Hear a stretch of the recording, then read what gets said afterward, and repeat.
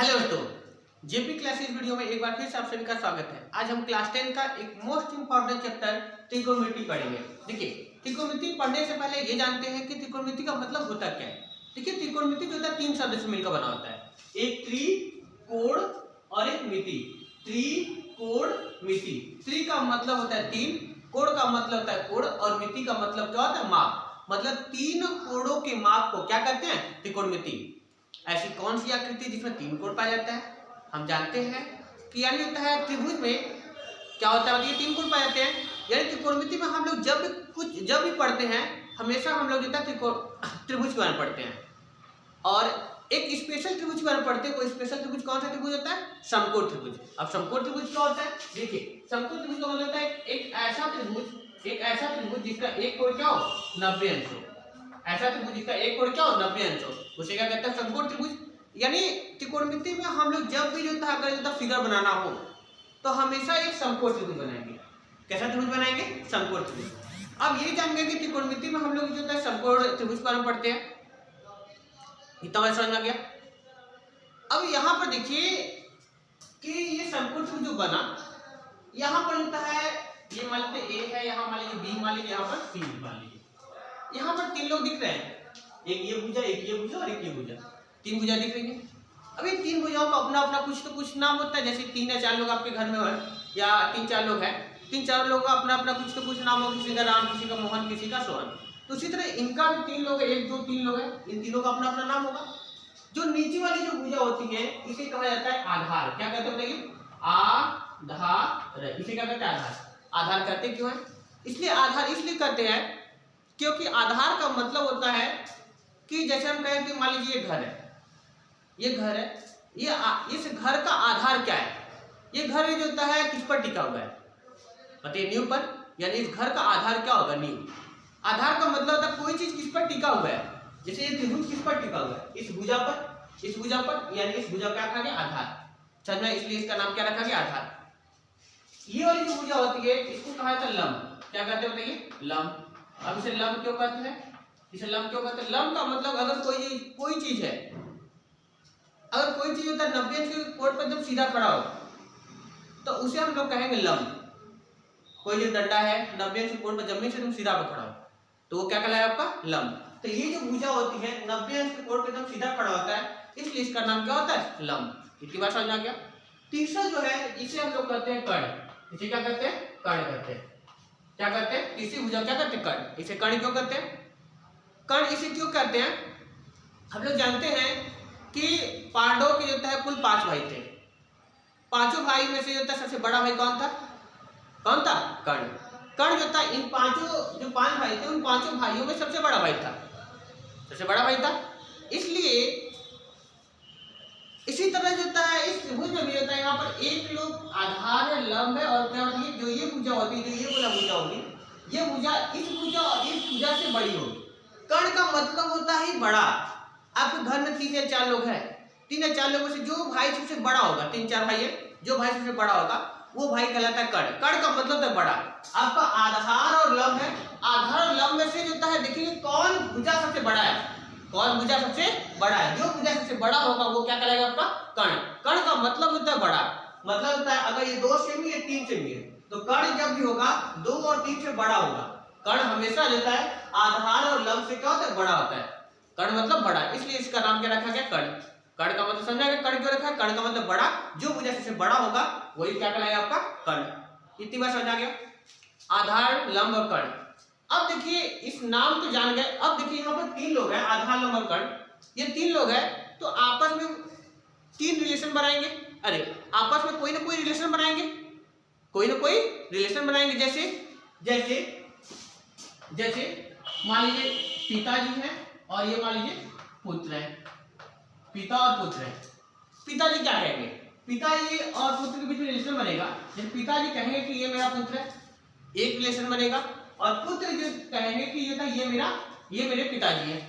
पिताजी कहेंगे ये मेरा पुत्र है और पुत्र कहेगा ये मेरे पिताजी हैं। अर्थात यहाँ 2 रिलेशन बन रहे हैं। कितने रिलेशन बन रहे हैं? 2 रिलेशन। एक रिलेशन ये इसके साथ बना रहा है और ये रिलेशन ये इसके साथ बना रहा है। यहाँ दो रिलेशन बन रहा है। ठीक उसी प्रकार यहाँ पर कितने बने, 1 2 3 लोग हैं। कितने लोग, 3 लोग। कितने रिलेशन बनेंगे, कई लोग कहेंगे 3 रिलेशन में, 3 लोग हैं 3 रिलेशन बनेंगे। अरे 3 लोग हैं तो देखो 6 रिलेशन बनेंगे। 6 कैसे, देखिए ये इसके साथ एक रिलेशन बनाएगा 1, ये इसके साथ बनाएगा 2, ये इसके साथ बनाएगा 3, ये इसके साथ बनाएगा 4, ये इसके साथ एक रिलेशन बनाएगा 5, ये इसके साथ बनाएगा 6। यहाँ पर कुल 6 रिलेशन बनेंगे। कितने बनेंगे, 6। अब कैसे बनेगा हम आपको बना दिखा रहे हैं। यहाँ पर देखिए कैसे बनेगा, सुनिए कैसे बनेगा। देखिए पहली बात क्या है, साइन थीटा। यहाँ मान लेते हैं कोई एंगल जो बने वो थीटा है। क्या है, थीटा। तो पहला बनेगा साइन थीटा बराबर होता है लंब बटा कर्ण। लंब बटा कर्ण, पूरा नाम नहीं लिखते, आप समझ जाएंगे। या लंब को होता है एल लिखते हैं, पूरा ये नहीं लिखते, इसको हटा देते हैं और इसको लिखते हैं लंब, लंब को एल से और कर्ण को के से, समझ जाएंगे। साइन थीटा बराबर लंब बटा कर्ण। फिर आगे होता है आपका कॉस थीटा।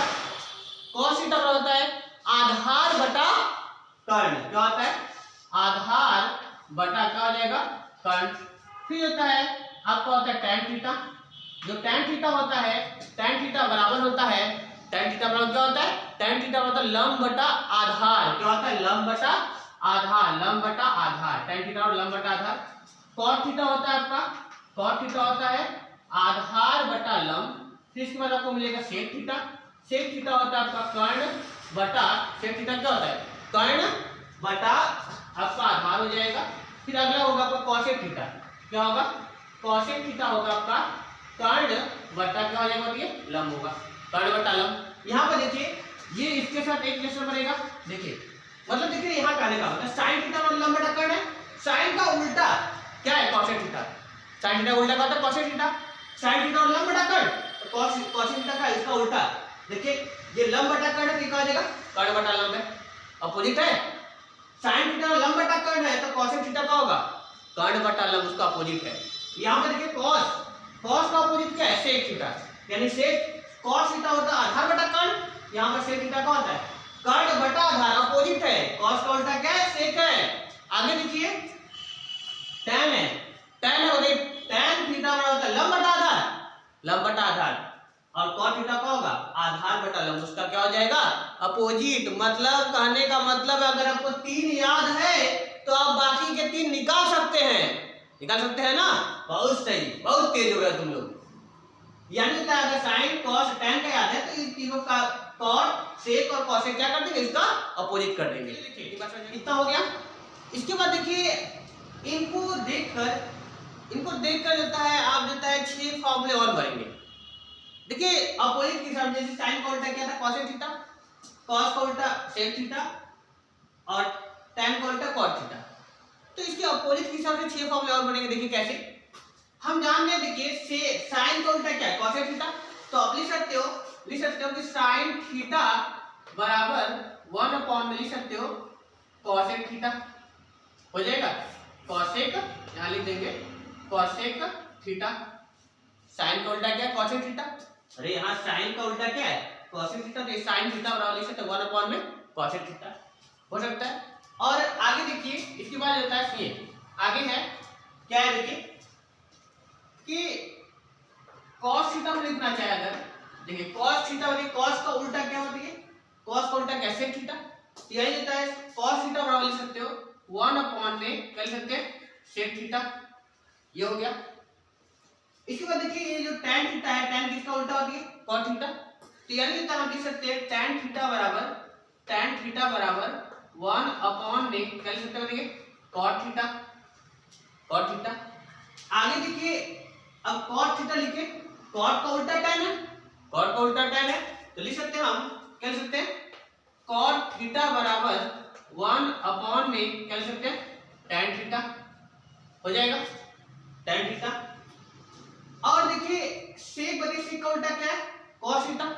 तो sec थीटा बराबर सुनिए आप लिखोगे sec थीटा बराबर लिख देंगे 1 में sec का उल्टा क्या है, cos थीटा। तो sec थीटा बराबर लिख सकते हैं 1 में क्या लिख देंगे, cos थीटा, cos थीटा होगा। और लास्ट है cosec का उल्टा क्या होती है, sin थीटा। तो लिख देंगे cosec थीटा बराबर आएगा आपका जो आएगा कॉसेक थीटा बराबर, कॉसेक थीटा बराबर क्या आएगा, कॉसेक थीटा बराबर आएगा 1 अपॉन में साइन थीटा, यहाँ लिख देंगे 1 अपॉन में साइन आपका थीटा आएगा, कॉसेक थीटा का आएगा 1 अपॉन में साइन थीटा। इतना बात समझ में आ गया। अब देखिए 6 फॉर्मूले ये हैं और 6 फॉर्मूले ये हैं, 6 12 फॉर्मूले होंगे। और अब एक फॉर्मूले और याद कर सकते हैं कि होता क्या है, एक होता है tan थीटा बराबर जो आएगा आपको याद करना पड़ेगा sin थीटा अपॉन में cos थीटा, याद कर लीजिएगा। tan थीटा बराबर लिख देंगे sin थीटा बटेगा cos थीटा।